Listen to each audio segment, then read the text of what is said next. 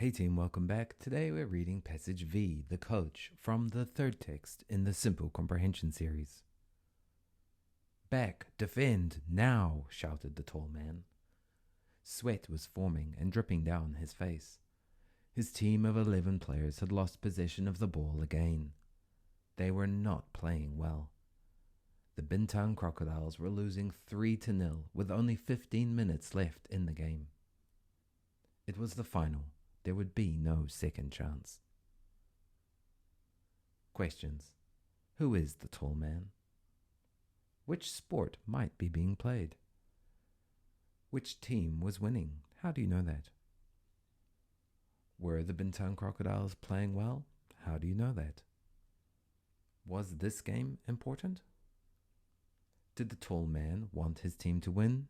How do you know that?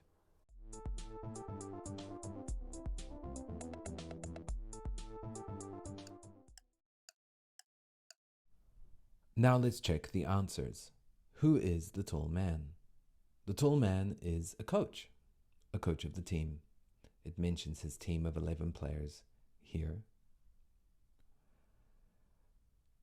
And him shouting at the team at the beginning of the passage. Which sport might be being played? Football, soccer, or hockey, or any sport that involves a ball and 11 players. Which team was winning, and how do you know that? It would be the other team, or we could say the opposition. And we know that because it says the Bintang Crocodiles were losing 3-0 with only 15 minutes left in the game. Were the Bintang Crocodiles playing well, and how do you know that? No, they were losing 3-0. They'd also lost possession of the ball, it says so here, and the opposition was attacking. All suggest that they're not playing well. Was this game important? Yes, it was the final. Did the tall man want his team to win, and how do you know that?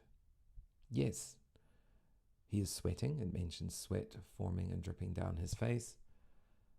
He's also shouting at his team. And at the end it mentions that there would be no second chance to win. All clues that the coach certainly does want his team to win.